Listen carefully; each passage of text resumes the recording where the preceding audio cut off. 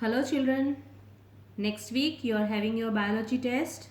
I hope you have prepared well for the test. Now this week I am not going to start with a new chapter. So let us revise the contents once again.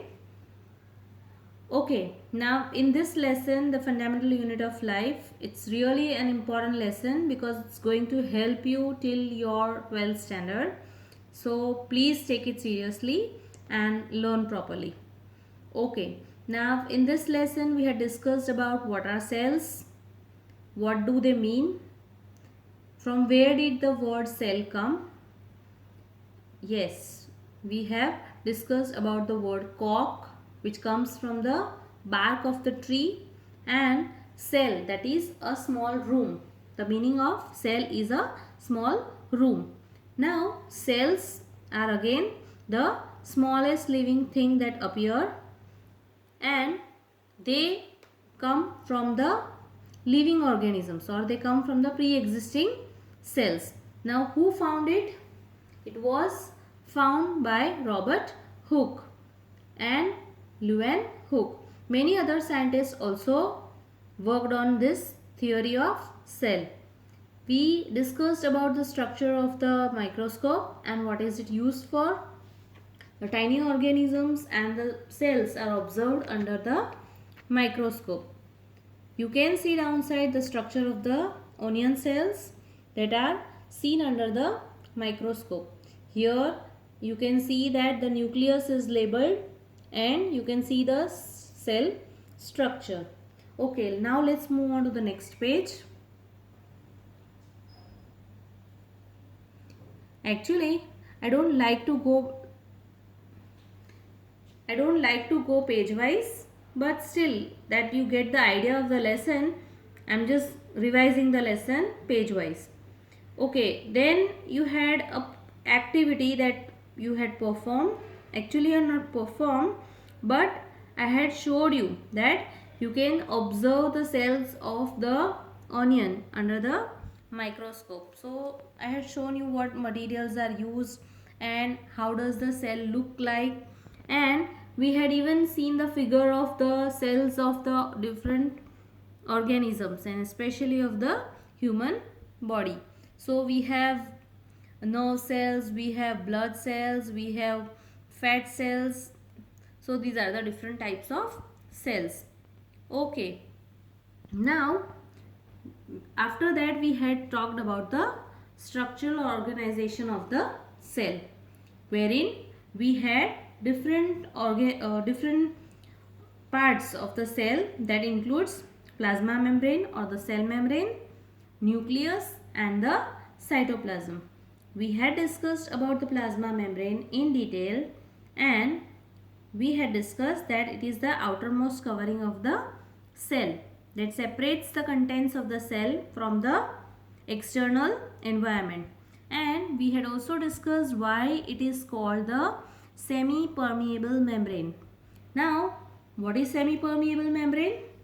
Permeable. Permeable means to allow. So, it does not allow all organisms to pass through it, but it allows only the entry and exit of certain kinds of materials. So, it is termed as the semi-permeable membrane. Then further we had discussed about the exchange of gases like CO2 and O2, and I had described it with the help of a figure and showed how the exchange of gases takes place through the process of diffusion. So we had defined diffusion, and we also discussed about osmosis. We had performed an activity of osmosis. I had shown you it with the help of the resins. Now let's move on to the next page. Okay, so here we have the activity of the osmosis and the diffusion. Okay, so here in this page we have only the activities. You can go through the lesson, and we talked about the unicellular fresh water microorganisms and the plant cells. So how do they gain? With the help of exchange of gases. So after that we had discussed about the next component of cell, that is the cell wall. Now cell wall is not present in all the cells. Cell wall is present only in the plant cells. Why it is not present in the animal cells or in the human beings?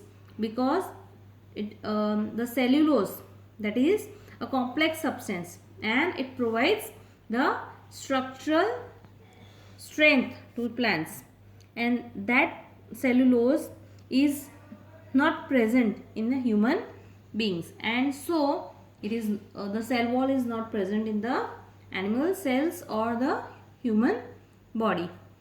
Okay, now here is an activity of rheoleaf. Now this rheoleaf activity is for showing the presence of the membrane. So when the stains are seen, you can see the color of the stain and you can observe the leaf with the stain, and with that you are able to see the distinct picture of the nucleus. Okay, now let's move on to the next component, that is the nucleus. Now this nucleus is present in both the plant cells and animal cells, and it is the main part of the cell. It is an important part of the cell. Okay, now let's move on to the next page. Here we have an activity, and it is just related to the presence of nucleus in the cells. After that, we had discussed about the cytoplasm, which is the material that is present inside the cell. Here you can see the figure of the prokaryotic cells. If you remember, in one of the video I had shown you the difference between the unicellular and the multicellular organisms, and we had also seen the difference between the eukaryotic cells and the prokaryotic cells. Okay, now on page number 63 we have the difference between the prokaryotic cell and eukaryotic cell. Now this question we have already discussed in the worksheet also.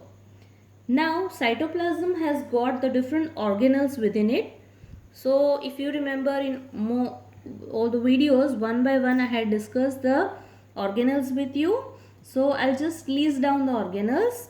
So when you read the lesson, it will be easier for you to understand. We had talked about the endoplasmic reticulum. Now this endoplasmic reticulum, we had talked about the rough endoplasmic reticulum and the smooth endoplasmic reticulum. Now the rough endoplasmic reticulum has a rough structure. It is because of the presence of ribosomes. And the smooth endoplasmic reticulum, that looks smooth and it does not have the ribosomes present in it. Okay, so with that you must know the structure of the organelles and its functions. So when you go through the lesson, please go through the figure, read about the organelles and their functions. Now downside you can see the figure which shows an animal cell. Now in this animal cell you can see that it is well labeled and it has got all the organelles. You can see the label and you can see it has Golgi apparatus, smooth endoplasmic reticulum, nuclear envelope, then it has got the nucleus, plasma membrane, centriole, lysosomes, ribosomes, mitochondria and the rough endoplasmic reticulum, along with the material that is surrounded in the cell, that is the cytoplasm. Okay, now let's move on to the next page. You can see the structure of the plant cell. Now in our videos we had also seen the difference between the plant cell and animal cell. The major difference between them is first the presence of cell wall in one and the absence of the cell wall in the other. The second important component and the major point of difference is the vacuole that is present in the cell. We had discussed that the vacuole in the plant cell, it covers almost 50 to 90% of the cell. And so if we want to distinguish between a plant cell and an animal cell, then we can see that the nucleus is at the edge in the plant cells. Why? Because the vacuole is present and vacuole covers most of the part, and because of it the nucleus moves on the edge. And if the nucleus is present in the center of the cell, then it is quite clear that it is the picture of the animal cell and not the plant cell. Okay, the next organelle is the Golgi apparatus, the lysosomes, then we have mitochondria and the plastids. When we had discussed about the plastids, we had discussed about the leucoplast and the chromoplast. We had discussed about the process of photosynthesis and why the chlorophyll is important. It gives green color to the leaf, and what are the main functions.